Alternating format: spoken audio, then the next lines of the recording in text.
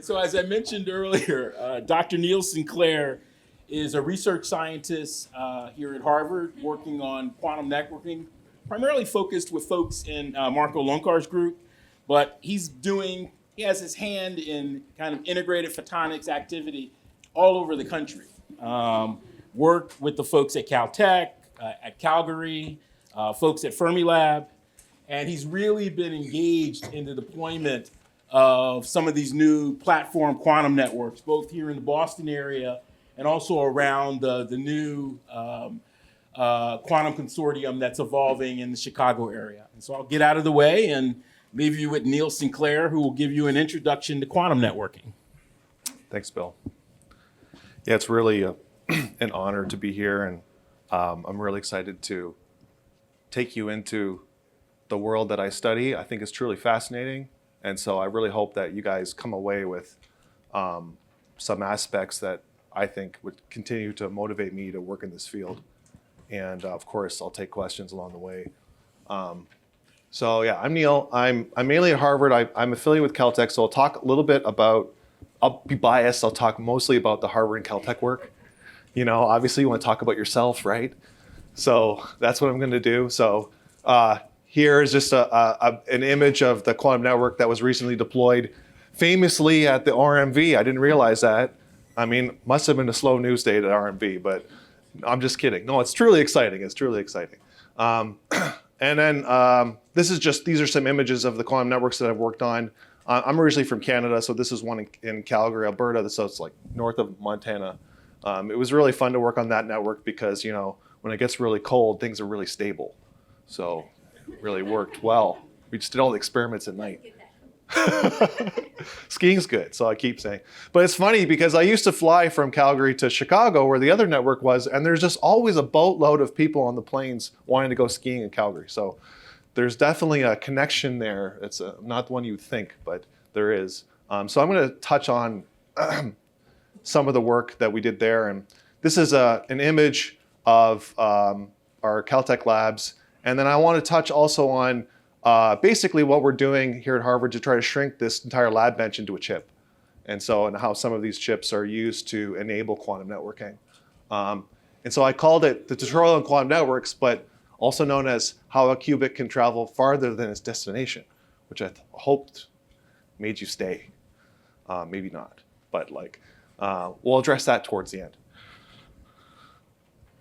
Okay, so let's get the basics sort of out of the way. What does a network do? Well, it distributes information between distinct locations.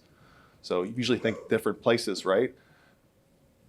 Computers also network too, right? You know, okay, yeah, there's others, you know, doesn't really necessarily have to be spatially separated, but that's, for the points of our discussion, we're talking about distinct locations. And so information is usually encoded into some sort of energy. You know, we could think of like electricity, right? Light intensity in the case of our fiber optics networks. This is an image of some subset of the world's long distance fiber optics connections.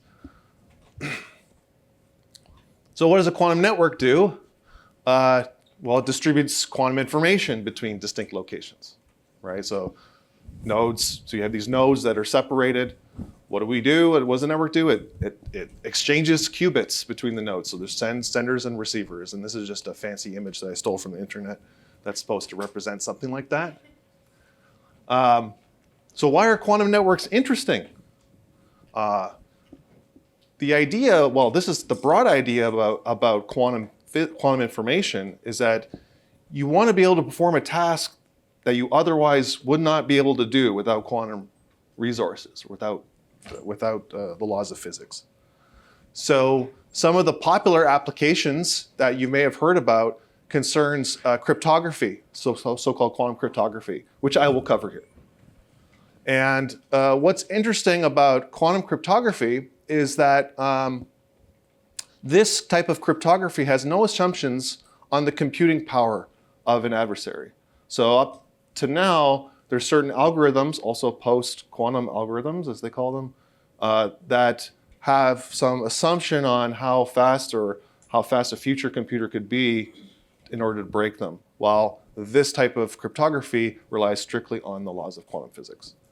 So And it turns out that there's a lot of people that are interested in that, especially recently. Despite the fact that there has been quantum cryptography companies are now around for a decade or two, the interest is growing, I can tell you that.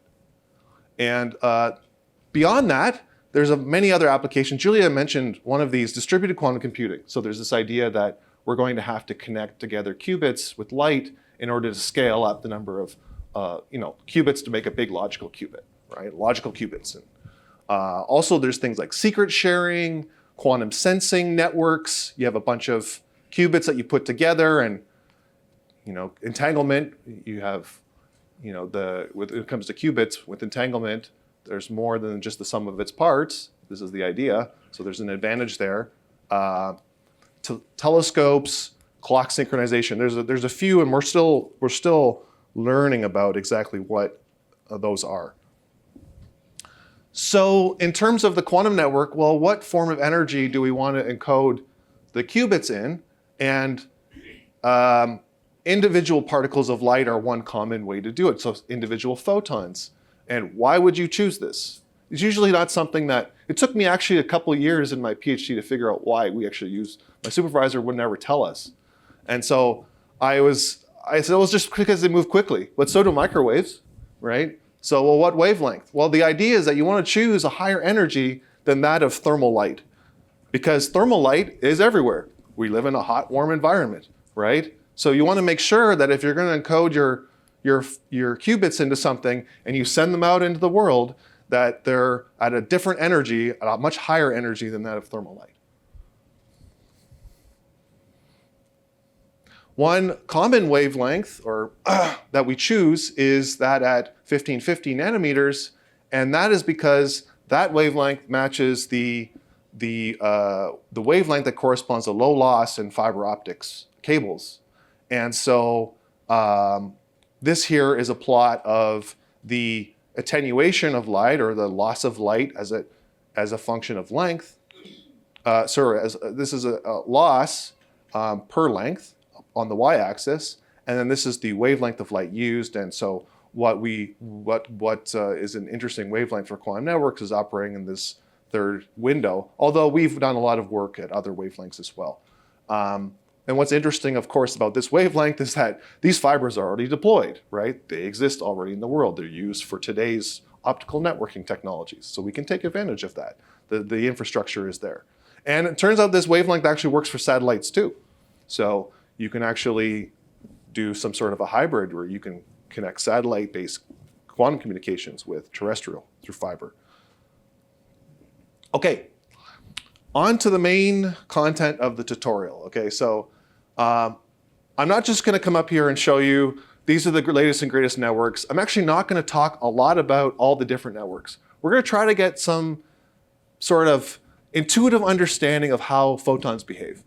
And with that, we're going to build into how these networks actually function. Okay, so we're going to walk through a series. We're going to try to do this with little math. Well, there's going to be some math. There's going to be like an I maybe.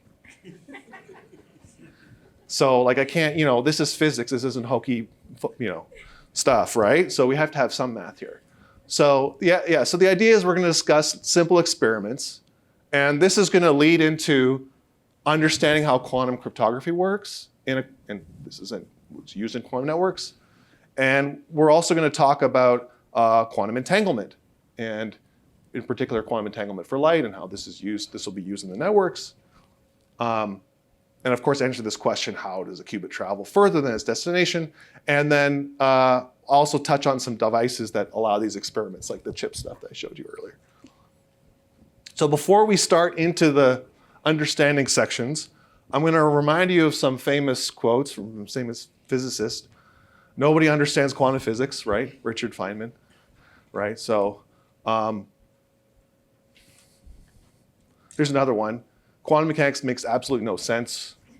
That's Roger Penrose. Okay, another one. Einstein, if it's correct, it signifies the end of physics as a science. If you're not completely confused by quantum mechanics, you do not understand it. And then one of my favorite ones, I do not like it, and I'm sorry that I ever had anything to do with it.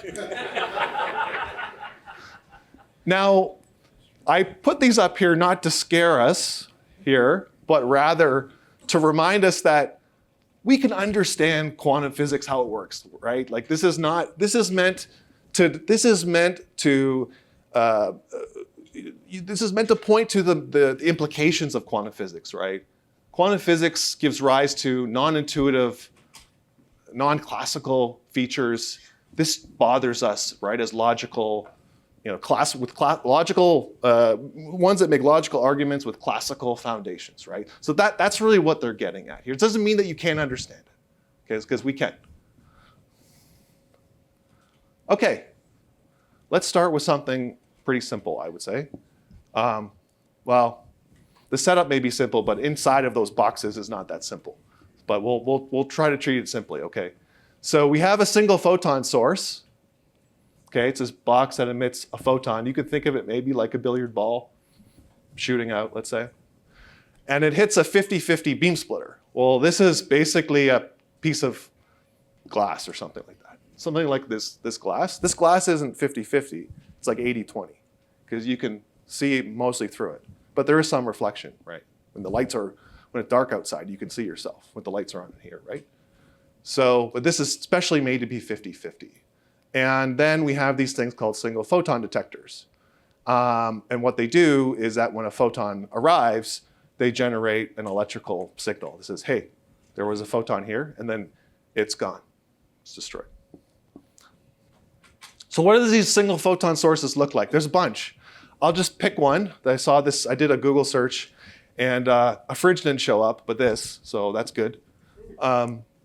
So we have here a single strontium ion. So this is from an ion trap, and they imaged it. This is multiple shots. So single ion could be a single photon source. So let's keep that in mind. Beam splitter, there it is in the lab. Someone's shining a red laser just like this one at it. And you see that light is split one direction or the other. These intensities are equal. That's why it's called 50-50. And this is a box. The single photon detector. It's actually a diode biased beyond its breakdown. But there's a bunch of different ways to detect single photons. One uses superconductors, so you can break the quasi-particles apart and measure that. But the point is that there's light that goes in, and then you plug in your cables and you get an electrical signal out. Okay, what happens when we do this experiment? You send your photon, and what you find is that 50% of the time that photon will be reflected and 50% of the time it will be transmitted. And I go back to when I started thinking about this problem, I went back to my old supervisor in undergrad, Professor Shohini Ghosh, and up in Canada, also a pioneer in terms of educating everybody about the role of women in physics. So I encourage you to read her book. She said to me, Neil, quantum physics, random choice. In this case, the model of the particle making random choices works really well. Okay, so Shohini had a lot of she said more than this, but there's a lot of interesting things. Okay, so what about this experiment? We have a single photon coming in, and we now have these arrays of beam splitters. Anyone who hasn't seen this before have an answer?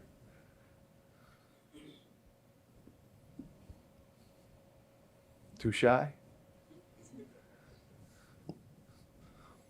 Okay. They are, which is this, yes. So yeah, you break it down and you just keep splitting, right? This reinforces the idea that photons take randomly chosen paths. So you may say, well, Neil, maybe the photons prefer to be reflected or transmitted, and in this type of model, you get a biasing of the outputs. But that's not the case. It's random. And Shohini drove this point home too. What about this experiment? Okay, so what's different here? So we have our single photon source again, we have our 50-50 beam splitter, but now we add mirrors. So these are 100% reflective. That's all that means. And so we have two mirrors, and now what we do is we redirect the photons back to this second 50-50 beam splitter. So you have these different paths. So what happens? What's that? 100% And why is that? Because whichever way the photon behaves like a detector, this way it will be reflected in this detector, and this way other way it will also reflected on the other side. And how can this be best described, the physics of this? Can our billiard ball model work? Can our probabilistic model work? Interference. Cool. At least I think it's cool. So this is not consistent with the random choice model, exactly. It's not consistent, right? And so it's really funny that all you do is add these mirrors in, and now you don't have 50-50 anymore. So what is going on, right? Like you were saying, interference. So in this case, if you add a small amount of length, let's say it's, half a wavelength, what's going to happen?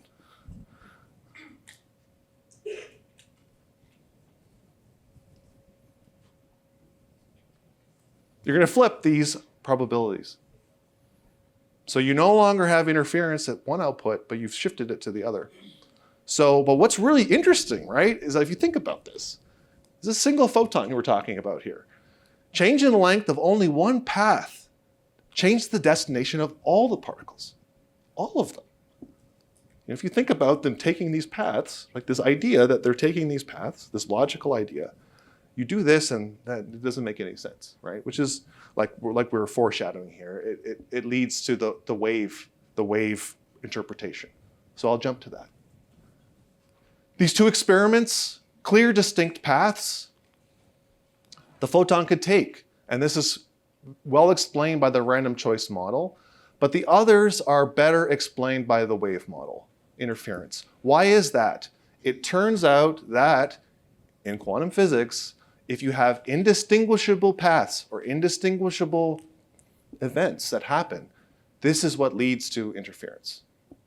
This is what's called wave-particle, we've often heard as wave-particle duality. So in the simplest example, constructive interference corresponds to the case when two waves are in phase, and destructive happens when they're out of phase, or if they're somewhere in between, you get partial cancellation. So what are the indistinguishable paths in these experiments? You have, let's look at this experiment. This was 3. So you have all the photons heading to this detector. Well, we can trace this back. Which paths could the photon have taken? It could have taken this path, or it could have taken this path, right? So what happens? What are the difference between these two paths? Well, it turns out that these beam splitters, because they're unitary, they're actually really close to Hadamard's, but they have eyes in them. So I said there's eyes. So you have eyes on reflections of the beam splitter. So if you add in your eyes, which are like equivalent to quarter wave shifts, and if you add those up correctly, you'll find that you're going to get complete constructive and then complete destructive at the other port. And vice versa, if you add a half a wave shift, then you can shift the probabilities over. But if you added a fraction of that, you could tune these. You could have partial cancellation too, right? So this is the hallmark of, this is really one of the hallmarks of quantum physics, explained in the context of light. Okay, qubits. We've seen some cool experiments. What about qubits? So we could treat this little device, this sort of little setup, as the simplest network, as in one channel. So on the left, let's call this Alice, okay? And let's assume that Alice aims to send a qubit to Bob here, where the detectors are. And let's assume that these two mirrors really represent some could be a long channel. I just drew it like this, but they could be much widely separated. You have this reflection. In the limit of very shallow reflection, you have like a fiber optics cable, right? You can think of, one way to think of fiber optics is light bouncing off a fiber optic, the inside of the cable. So this is what you have here.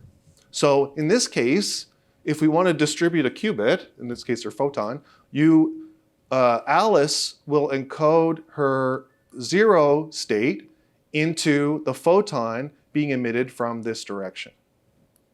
And then she'll get it over. Bob will detect it here. That corresponds to 0. And 1 will then be detected over here. Well, that corresponds to 1. These are your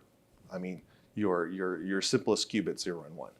But what about the beam splitters? So I said that the direction and the beam splitters define the states and the measurements. Okay, so this is one example. Here's another example. If we add our beam splitter in here, well, what you're doing is creating this superposition, you see. And so this is really the core of the wave picture, right? We were saying, right? So because you have the beam splitter, you get a superposition being created. So in one direction, it corresponds to 0 plus 1, and in the other direction is 0 minus 1 when you add up all when you take into account all your i's. So and if you could continue on here and look at all of the 4 different cases, what you'll see is that if Alice and Bob, either if they do not have their beam splitter in, or if they both have their beam splitter in, then they're going to create qubits and measure qubits that are the same. And if Bob and Alice don't have, either one of them does not have the beam splitter in, one of them does, then Alice is going to create a qubit that Bob will not measure in the same basis, right? So in this example, Alice sent a 0, but because this beam splitter here, you get a superposition state. But what's cool about interference is that Alice can create a qubit, and then Bob can definitely measure that qubit by getting a measurement at one of the output ports by wave interference. Okay, so direction and the beam splitters define the state and the measurement basis. Any questions about this so far?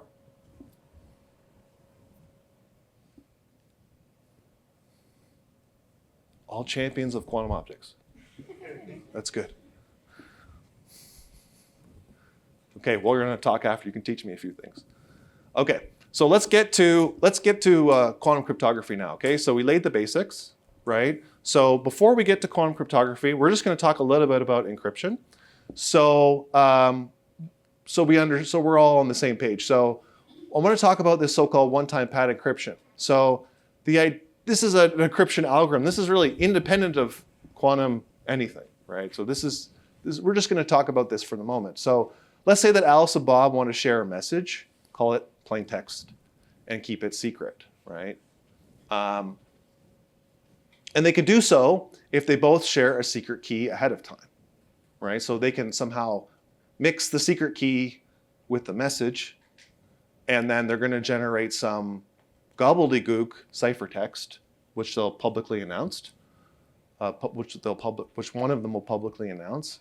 And because they both share the secret key, Alice or Bob or whoever wants to decode it, if they have the secret key, then they can mix the secret key with the ciphertext to recover the plain text. Well, how does this work concretely? So here's an example shown in the right here. So let's say that Alice has her plain text. What she can do is that she can perform a exclusive OR with the secret key, and this will generate the ciphertext. This is gobbledygook, and so you can't recover the plain text. You can't undo this without the secret key. So this can be publicly known, and then since Bob has a secret key, he can just add it to the ciphertext. This is bitwise addition, and then recover the plain text. So the idea here is that so-called quantum key distribution, sometimes used interchangeably with quantum cryptography, quantum key distribution just uses qubit distribution to establish the secret key. Okay? So there's a lot of misconceptions about what quantum communication does, like it's somehow the qubits are sending the messages. The qubits aren't sending the messages. The qubits are simply used to generate the random bits, the secret key. And then the secret key is used to encode whatever you want. And that's all done classically. And there's no limit to how fast, well, there's limits technologically, right? But there's no sort of, there's nothing quantum after that. It's classical. So let's use our examples. Here, these are interferometers. I don't know if I called them that yet, but they're interferometers. And we'll use these to demonstrate how quantum key distribution works, QKD. So what Alice does is Alice assigns a bit to a randomly chosen qubit. Okay, so let's say that she wants to create a secret message, create this secret code out of zeros and ones. Well, she needs to assign those to some particular qubits. So she assigns a 0 to a 0 or a 0 plus 1. And she assigns a 1 to a 1 or a 0 minus 1. Superposition states. I'm just dropping the 1 over root 2s for just, and I'm using PowerPoint bras and cats. Sorry about that. So she assigns these bits to these particular qubits. And then the idea is that she'll distribute those. She'll randomly choose them, and she'll distribute those to Bob. And Bob will then randomly choose the measurement basis. That is, Alice and Bob will decide whether they want to put in a beam splitter or not. So they're randomly choosing the bases, right? So as we mentioned earlier, if Alice and Bob both do not have a beam splitter in, they measure correlated qubits. They measure the intended qubit that they intended to send, and hence they recover correlated bits. Similarly, if the beam splitters are in, right, they both recover correlated bits. If Alice sends plus, Bob gets plus, we know that's a 0. And in the cases where they don't match, they discard those results. So in the cases where they don't match, there's a random result, right? Alice encoded not into a superposition state, so Bob measures something random.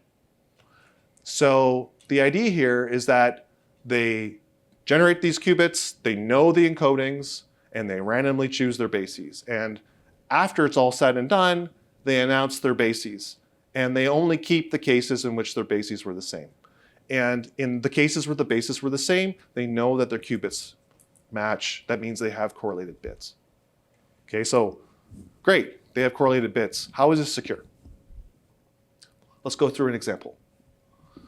So let's assume that we have the infamous eavesdropper Eve mimicking Bob as seen by Alice. So Eve builds a little measurement station. Alice thinks that she's talking to Bob. Then Eve has a qubit generator, so Bob thinks that he's talking to Alice. This is a so-called intercept resend scenario, or intercept resend attack. And so what Eve could do, because she doesn't know any better, it's all random, she just chooses randomly her basis of measurement, and whatever she measures, she then encodes. Okay, so this is intercept resend. What happens? Well, it turns out, because Eve's choosing randomly, she'll measure correct with Alice. She'll get correlated bits with Alice 50% of the time. And then out of those 50%, Bob will then measure correctly 50% of the time. And so what Eve will do is introduce an error rate of 25%. So this means that when they're doing this, every once in a while they stop and take a breather and do a check. And they announce their check bits. And they say, oh, crap, there's a lot of errors here. So this is probably an eavesdropper. Maybe not, but we're going to assume it is. And if it's 25%, we know that Eve's doing this intercept resend attack. Now, people have part of the challenge with getting this type of technology off the ground is because people could come up with all types of attacks, right? Well, how do we know that it's perfectly secure? Well, people have studied, by the laws of quantum physics, a whole host of attacks that use quantum entanglement across. Basically, the laws of quantum physics bound the error rates. So we know that within some error model or some hacking model, that if there's an error rate below something, we know it's secure. So look, one of the common error rates is 11% for so-called BB84, Bennett-Broussard 1984 protocol.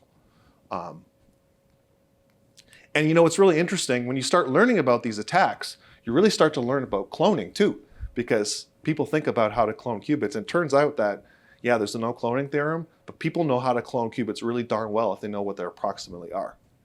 People can get them as close. There's one bound that's called, what's it called? It's where if the qubit's in the plane of the Bloch sphere, you can get something like 5/6 fidelity. So every 5 out of 6 chances, it's gonna be cloned. So you have to take, so cloning machines have been an entire area of research. This is something to keep in mind. So no cloning theorem, yes, but only for an unknown quantum state. Yeah, Tina. How often do they really know where it is? They don't typically, right? I mean, it's hard to know where it is. Where what is? Phase. Oh, yeah. You have to assume, you're right, you have to assume the states are encoded in some Hilbert space. So there has to be some assumptions, for sure. But at the same time, too, if your error rates are really low, so let's say, I don't know, 10 to the minus 3 or something like that, I would say is so low that it's kind of doesn't matter what the state is. But then for those type of error rates, that's going to restrict your distance because maybe it wasn't, maybe at some point dark counts of your detectors add errors. People have to assume that those errors could be Eve. So it really is like a question of what you're trying to do. And you have to figure out what to do next. You need to figure out what to do next. That's right. Questions? Yep. So right now you've been looking at the case of perfect reflection. What happens as the reflection is no longer perfect? Yeah, so you get loss. So like when you say no longer perfect, let's say that it's a 99-to-1 mirror, right? That means 1% of the time, there'll be a loss, right? There'll be an error. So you have to take that into account in your errors at some point. That's as simple as that. Any imperfection that leads to a detection event counts as, could be Eve. Now your security bounds are, are flexible depending on what you trust and what you don't. So that limits our network's potential distance due to, let's say, fiber optic loss or that being transferred. We know that after a certain point, there's fiber optic loss. Let's say we're using those same fiber optic channels that we already have. Yep. It means our network can only travel so far. That's right. Or we have an error rate that we don't know if it's Eve or the fiber. Correct. That's correct. That's absolutely correct. So, That's not true. no. There's more. There's more. Unless you're done. You're like, I'm out of here. No, we want to talk about entanglement next. All right. Let's talk about entanglement. Sorry to cut off the questions. Tina's ushering me along here. No, I was just Okay. thinking, I just thought that was brilliant. I thought like kind of got close to the point. That's Oh. all I was trying to say. Well, all right. Okay, so let's talk about entanglement. But before we get there, we got to talk about what I'll call two-photon interference, okay? So just like the single photon source I mentioned before, imagine that you have what's called a photon pair source, okay? So you have a source emitting these pair of particles in opposite directions, and the pairs are correlated. So you have a pair being emitted along this axis, like, a photon here and a photon here, A1, B2, or you have A2, B1. Okay, so they're emitted pairwise, but they're fundamentally random. Okay, so this is what we're setting up with. So what is this? One example could be an atomic decay, right? That exists, this type of behavior. Another is a parametric system. A parametric system without noise, who mentioned it earlier, spontaneous parametric downconversion. Any parametric system can produce pairs like this as long as there's no noise. So ask all the LIGO people about that. So you can get photon pairs using parametric light matter interactions, for example. Okay. So let's take our pair source and now let's create our indistinguishable pathways, just like we did before with the single interferometer. Okay. So we mix our events here, our pairs on a beam splitter on both sides. Okay. And so then what ends up happening, of course, is people had originally thought, if you think your random choice model, well, you're going to get correlations between these detectors firing. And if it was non-quantum mechanical, pure billiard ball model, you get correlations that are evenly split. So A1 and B1, A2 and B2, these correlations are all the same. But as we've thought carefully about this, that these will behave wave-like behaviors because we have indistinguishable paths, and this is the case for 2 photons as well. And so how do you calculate these? Well, you need to look at each detector, and then you need to trace back which possible paths could have led to firing at that detector. And you look at different combinations, right? So A1, B1, right? So we have this path, that's A1, then we have this path, B1, right? So if you go through the math and you trace back your eyes here, you're going to find that you're going to get cancellation for some of these correlations and enhancement of others. And this is just one example, right? So I haven't set up the paths. There could be a little bit of length here too, right? So you could have a mixture or a biasing depending on the lengths that you have, right? So what if the beam splitters are removed, right? So just like before, if you remove both beam splitters, you're back to your initial setup that we drew before. You have these strong correlations, right?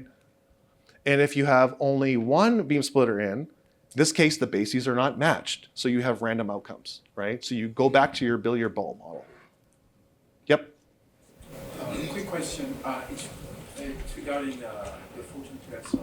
Yes, sir. Conventional communication, we have nonlinearity that create big error rates in conventional communication. Yes. Is there any nonlinearity phenomena in terms of your photon pair source that could affect the error rate? That's an excellent question. The answer is that it's very weak. Mostly linear errors are the problem. But we're really trying hard to make single photon nonlinearities for quantum computing. But out in the world, that isn't easily accessible. Okay, there's metals, there's plasma, there's things, yes, there are circumstances. But in a regular channel, free space, fiber, nonlinear interactions between individual photons are weak, and we don't have to worry about them. What's interesting, though, is that let's say that you want to do quantum communication in the same fiber as you do conventional, classical. Then you got to worry about it, because you've got a lot of light that's in a classical frequency channel, and that's through Raman or four-wave mixing is making a lot of photons that could be dumped into your quantum channel. This is called so-called quantum classical coexisting. This is something that we're working on. Okay, so if you have the case where the bases are not matched, you get random outcomes. So the signature of quantum entanglement here is strong correlations in both bases. So if both the beam splitters are in, or if they're both out, you get strong correlations. This is the hallmark of entanglement. This is how it's inferred in reality. And it's closely related to the super-dense coding thing, actually. Okay, so quantum entanglement can also be used for QKD, right? You can put in beam splitters, you can take them out, you get correlations or you don't. So this was proposed by Eckert, I think in '92, and is often used in many circumstances. Entanglement's quite sensitive, so if you're concerned about errors on your entangled state, well, it's a pretty good sensor of that. One really cool thing about entanglement that was related to the recent Nobel Prize was this idea that people kind of in the late 70s and 80s tried to figure out if these photons in these types of setups decide when to be a wave or a particle. And I wanted to bring this up because this is really interesting. You should read about it. They're called delay choice experiments, or so-called quantum eraser. And the idea is that, let's say that you were to detect your photon here, and this is a really long length, and you can decide later whether to trick the photon, if you think the photon knows if there's going to be an knows there's going to be a beam splitter there or not, you can like trick it by taking it out at the last minute or something, right?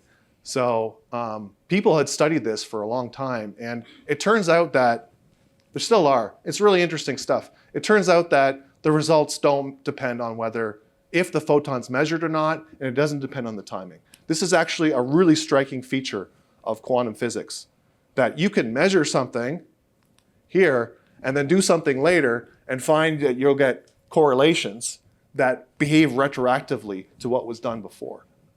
So as long as the setup was the way it was, the photons propagated through it, you work out the math, you're going to get your correlations or not. But it doesn't matter the timing of things. So go have a look at that. One other thing that we need to know, this is on the need to know basis. We need to know for answering our question about the qubit reaching the destination is this so-called entangling measurement. Okay, so it was mentioned earlier, these entangled states, these are the so-called Bell states. And these Bell states form a basis. And what this setup does in optics language, it performs a Bell state measurement. And so what effectively this can be thought of is you're asking a photon pair what entangled state they're in. Okay? So let's say that you have an input state, psi minus. Okay, so you have here, as I use colors, I have a photon arriving from the left and a photon arriving from the right, or in superposition with one from the left and one from the right with a minus sign. What you'll get at the output here is a very distinct detection pattern. So you'll get a correlated detection events at A1 and B2, or A2 and B1. Okay? So what this is, who mentioned it earlier about de-entangling? This de-entangles, but we destroy too. So we know specifically what entangled state these photons were in, but we've measured them. Okay, so this is actually, the so-called Bell state measurement is a very integral part of quantum networks. So how does a qubit travel farther than its destination? Quantum teleportation. It's kind of a trick question, right? So how does quantum teleportation work? The idea is that you have an unknown state of a photon, a qubit. You have an unknown state of a photon, a qubit, but you can't send it directly, okay? So this is the idea. You can't send it directly for some reason. So you have Alice here has her qubit source, single photon source, or qubit source. And then the idea is that in quantum teleportation, we can, rather than distributing the qubit directly, what we could do is we can distribute entanglement ahead of time. Or we can just set up stations in a network, right, where we can distribute entanglement and just keep doing that. This entanglement has nothing to do with what we're trying to teleport. It's just an entangled state, okay? So you can set this up, and you can do so at long distances. So you have this resource ahead of time. And now, if you perform this Bell state measurement, that's this joint measurement, what you're doing is you're entangling your qubit with one member of the entangled pair.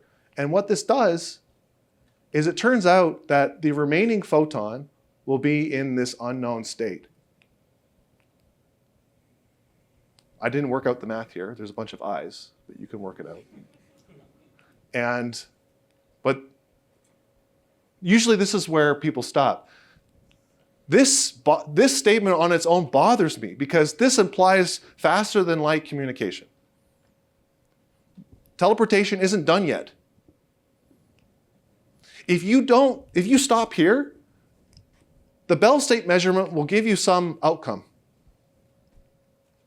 I only talked about psi minus, but it could give you outcomes for any of these Bell states. So what you get is some qubit in some state, but it turns out that if you don't know the Bell state, you're just going to get randomness.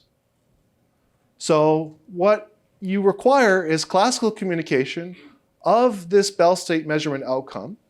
And in language of what we've presented here, it's leave the qubit, flip the rails, add an extension, or add two extensions. And we recover, this is the teleported qubit. This matches the qubit that Alice generated. This was demonstrated by a couple groups back in '97. This example is in the spirit of the Zeilinger group, who was awarded the big prize a couple years ago. So in quantum networking, we use teleportation. Teleportation is a key property. And part of the greatness of it is that all we have to do is distribute entanglement ahead of time. This contains nothing of relevance to the message, and we can just teleport around. And here's a few example networks that I've worked on where we did quantum teleportation. This is the one in Calgary from a few years ago now. So what we had was at the university and at City Hall, and we had another station here, Manchester, which is just a data center. Basically, the city, this is the city fiber, and the city was like, where are we going to put you? And they put us in a hole in a data center in the basement somewhere. It was fine. It had electricity and it was dry, so that's good. So what we did is that this is where Alice was, generated her qubit, sent it across this fiber link, and then at City Hall, we performed the Bell state measurement. And the entanglement originated here from the university, which was sent over this 11-kilometer link. And so we performed teleportation this way. And this is just a shot of the city of Calgary. It's kind of like Denver. If you've ever been to Denver, it's like very much like Calgary. This was an experiment that we did at Caltech a few years ago. These fringes here represent the probability, the probability fractions, right? So what we did is we teleported a qubit across fibers, and then we basically measured the qubit in different bases. And if you measure in different bases, you're going to find that you get this strong interference contrast is what we expect from wave interference, right? So this validated that we did teleport the qubit. And this was something we recently did at Fermilab within the Chicago area. We have several different fibers set up between Fermilab, Argonne National Lab, downtown Chicago, and Northwestern. And in a recent experiment, we actually distributed photon pairs between Fermilab and Argonne with a quick stop at another building at Fermilab. And this was actually done with coexisting, so with classical traffic as well. So we're a step towards to teleport here, but the first step was just getting the photon pair sent through. Yep. Classical comms, you probably have fiber amplifiers and things. How do you treat amplification? You can't. So those types of amplifiers would introduce too much noise for this quantum state. So thankfully, those type of amplifiers are normally used for long-haul communications. So for metro scale distances, which are also reasonable in terms of losses, we're okay. But in the future, if you want to go longer, use something what's called a quantum repeater, which I didn't describe here, actually. Is it another type of interferometer? It is. It is something like that.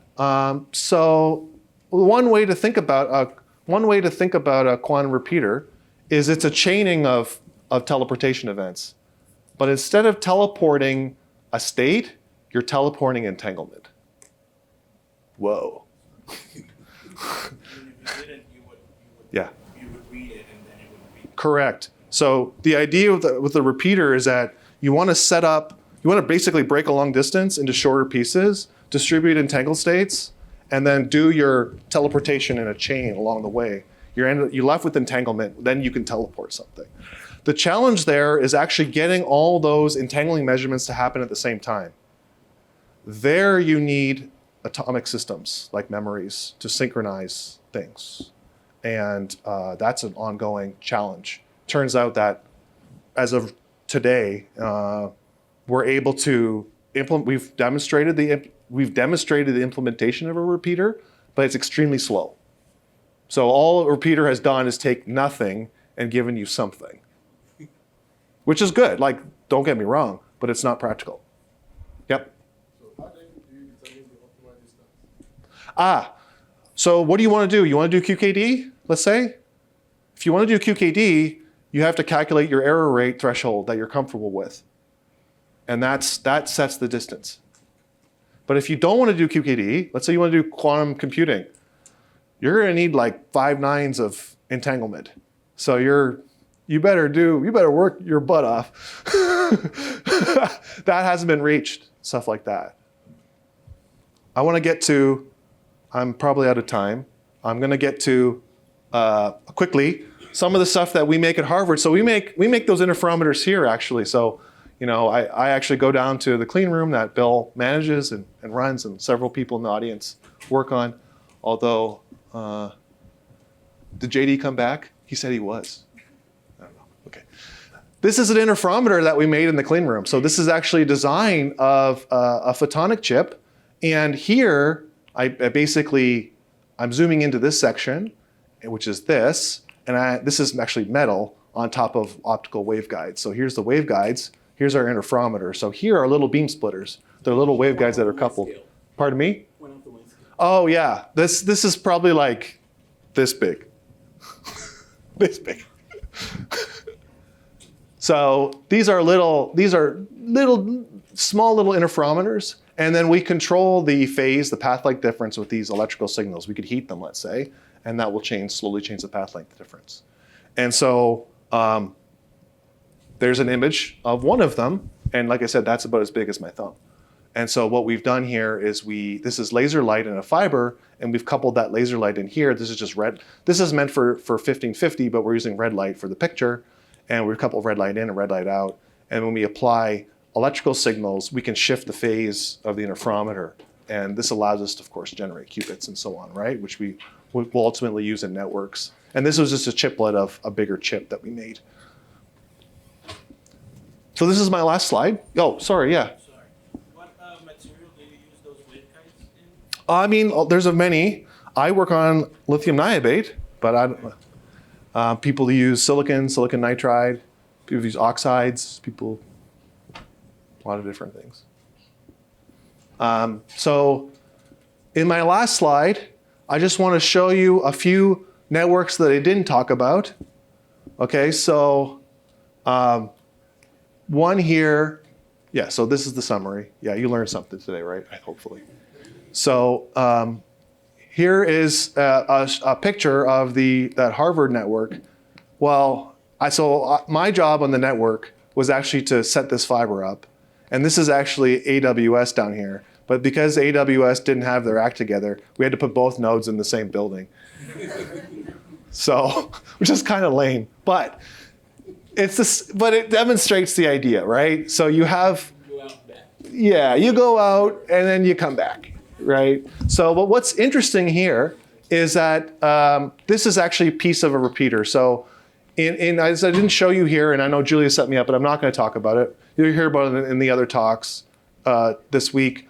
What we did is we entangled diamond defects. So we created entanglement, light matter entanglement. Instead of entanglement between photons, we created entanglement between an atom-like system and light.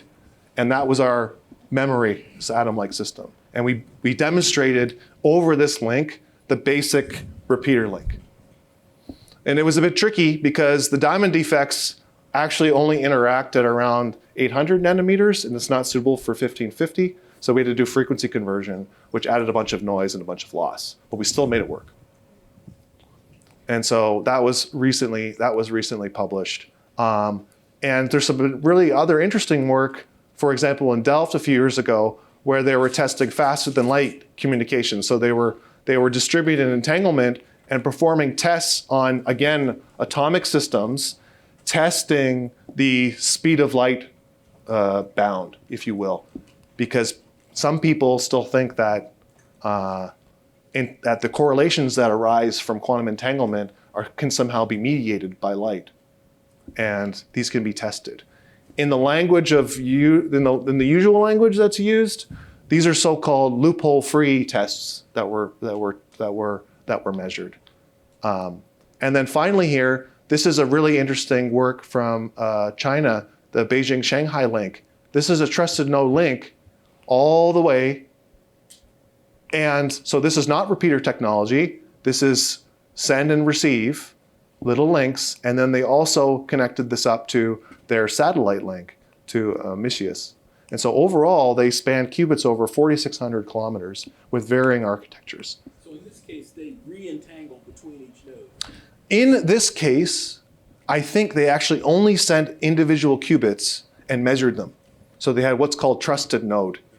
So they didn't do a repeater per se, but that's okay. If you trust someone in the middle, Do you have a clock on these?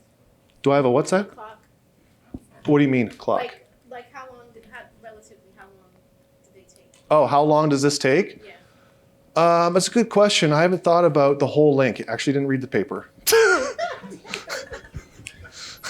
So like, I mean, these short distances, you can generate key probably in a few minutes in each link. I was just trying to get a rough idea of the relative. Scales. Yeah. Yeah. So each of these, I mean, these are just generating keys all the time between links, so they can just use them anytime. Like, so they set up their keys already ahead of time. The satellites, you know, you're talking like hours type things. Sorry for the question. Yeah, no, happy to. On the, when you had to do the transformation of frequency, did you have to use a particular transform, like the Wigner-Whale transform, or something that would take a frequency from the frequency domain and convert it into a different domain and then come back to that transform?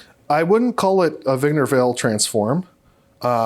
That I think it's much simpler than that. I used a unitary transform, but it was in such that the matrix elements were different frequencies of light. Yeah, we don't need to invoke that here. But in that experiment, Yes. what's the answer to the experiment? Have to take faster than light? Guess what? No. In designing an experiment, Yeah. as you pointed out, we need a classical communication. Yes. I guess the answer must be no, right? That's correct. Yeah, so what they did in specifically speaking, they measured they generated entanglement, but they did so using a Bell state measurement so that ahead of time, they don't know if they're entangled. So they actually have these two atoms, they generated light matter entanglement, and then they did a swap, a teleportation. So when it's generated, they don't know if it's going to succeed. And only when it succeeds, which is probabilistic, then they went ahead and did this. And there's two loopholes that were closed. The faster than light loophole, which had to do with how fast they chose their measurement settings, and also the detection loophole, which ensured this type of method ensured that they closed that, as well as a lot of hard work on the atomic systems. They had to be single shot. Yep. I'm trying to get the summary of one presentation. I want to find out what's the advantage the teleportation offers to over traditional communication systems. Traditional as in traditional quantum? Like the current telecommunication systems that we have. Oh, okay. So for classical, you won't. I mean, the teleportation would not necessarily help us practically for any classical means. Teleportation is strictly to distribute qubits. Sure, the super dense coding, but to me, these are too fragile. This doesn't make sense to use quantum for those types of applications. This talk is about, we're all here today because we're curious about quantum. We're trying to find reasons as to why quantum can be used. The reasons that I'm not a billionaire is because we don't know yet. What's that? Yeah, I don't know. What do I know? Anyways, I'm going to close here, okay, folks? So please come and ask me questions, and we're going to wrap it up.